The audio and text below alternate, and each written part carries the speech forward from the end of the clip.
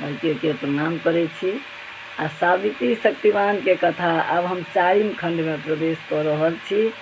खंड बाय खंड हम ई सावित्री के कथा देलहुँ हैं, एक बेर जरूर सुनै जेबै से हमर आग्रह।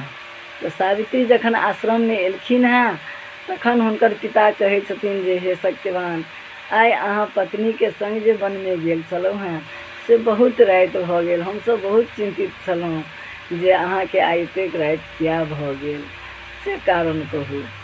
कहलखिन जे हे पिता, हम जे लकड़ी कटै छलहुँ हैं ने, तखन हमरा सिर में बड्ड दर्द उठल, से हम सुति रहलहुँ आ हमरा नींद नहीं टूटल, ताहि दुआरे आइ एतेक लेट भऽ गेल। तखन आश्रम सब ब्राह्मण सब आबि कऽ कहै छथिन हे सत्यवान, आइ अहाँके बहुत लेट भऽ गेल, ताहि लऽ कऽ सब बहुत चिंतित छलथि हैं। आ अकस्मात अहाँ पिता के आँखि में रोशनी केना आबि गेलनि से हमरा कहू। सत्यवान कहै छथिन जे हमरा तऽ लकड़ी कटे काल सिर में बहुत दर्द उठल आ हम सुति रहलहुँ, हमरा किछु नहीं बुझल अछि। ई बात सावित्री कहती। सावित्री से पूछल गेल। सावित्री कहलखिन जे आइ सँ 1 वर्ष जखन हम अपन पति के मन में धारण कऽ कऽ गेल रही, तखन नारद भगवान हमरा कहने रहथि जे आइ से 1 वर्ष के बाद सत्यवान जे छथिन से आयुहीन भऽ जेथिन। अहाँ दोसर वर खोजि लिअ। लेकिन हम ई बात सत्यवान के 101 वर्ष तक के एक दिन गिनैत जे छै, जखन 4 दिन हुनकर मृत्यु के रहनि, तखन हम जे छै से अपन व्रत के अनुष्ठान केलहुँ। आ ओ व्रत के तैँ हम हुनका साथ में ओहि दिन जाय ला चाहलहुँ जे हम हुनका साथे आइ जेबनि, आइ असगर हुनका नहीं जा देबनि। तऽ गेलहुँ।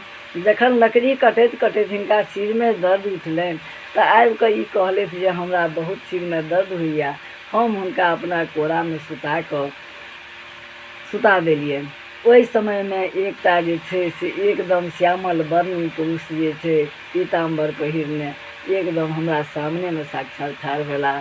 आ हम हाथ जोड़ि कऽ हुनकर अपन पति के सिर नीचा राखि कऽ हुनका हाथ जोड़ि कऽ प्रणाम करै छियनि जे अहाँ अपने के छी, कोन देवता छी से हमरा कहू, आ की कारण सँ हमरा लग में अहाँ अयलहुँ हैं। ओ कहलखिन तऽ ओ कहै छथि जे हम जे कोनो देवता नहीं छी, हम यमराज छी। आ आइ अहाँ के पति के आयु समाप्त भऽ गेलनि हैं, तैँ हम अहाँ हुनका लेबाक लेल एलियनि हैं।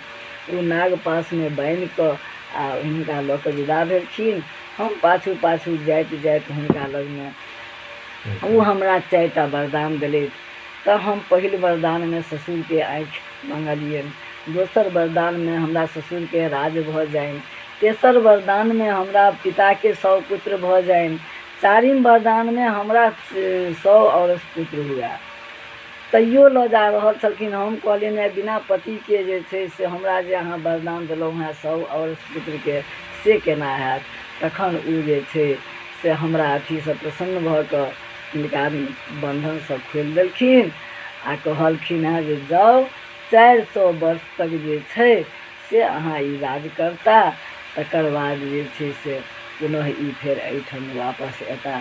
ओहिठाम से हम ओ हमरा नाग उपास से खोलि कऽ चलि गेला। हम एहिठाम एलहुँ, ई सुतल छलाह है, हिनका सिर के पोछि कऽ तखन हम अपना कोरा में राखि कऽ अपन हिनका सिर के पोछि कऽ तखन हिनका देह में धीरे धीरे चेतना अयलनि हैं। तखन ओहिठाम से हम लऽ कऽ हिनका एहिठाम एलहुँ हैं। इएह हमर छलए संकल्प। आ ई जे छै से सब पतिव्रता स्त्री के जे छै से अहिना करबाक छनि जे हुनकर पति के आयु अहिना अमर रहनि आ ओ एहि संसार में भोग विलास करैत।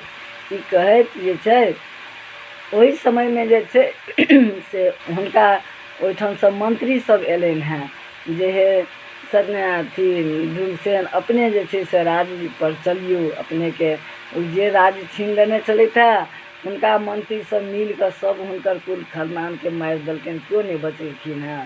ताहि दुआरे आब अहाँ ओहि राज्य करै ला चलियौ। सबटा रथ हाथी घोड़ा लऽ कऽ आयल छलखिन हैं, हिनका सबके ओहिठाम लऽ गेलखिन हैं। राजा पुरोहित के बजा कऽ जे छै से हुनका ओहिठाम में राजा अभिषेक केलखिन हैं। सत्यवान के जे छै से कथी बनेलखिन हँ, युवराज बना देलखिन हँ। आ ओहिठाम जे छै से सब खुशी खुशीसँ रहऽ लगला। हुनका पिताके 100 पुत्र भेलनि हँ, सावित्रीके 100 पुत्र, औरत 100 पुत्र भेलनि। आ सत्यवान सहित हँसी खुशी सब राज्य करऽ लगला। ई सावित्री सत्यवानके कथा जे छै से हम अपने सभक समक्ष रखलहुँ हँ। यदि कोनो घटी कुहटी गलती बुझा ताहिके लेल हम क्षमा प्रार्थी छी। जय सावित्री सत्यवान।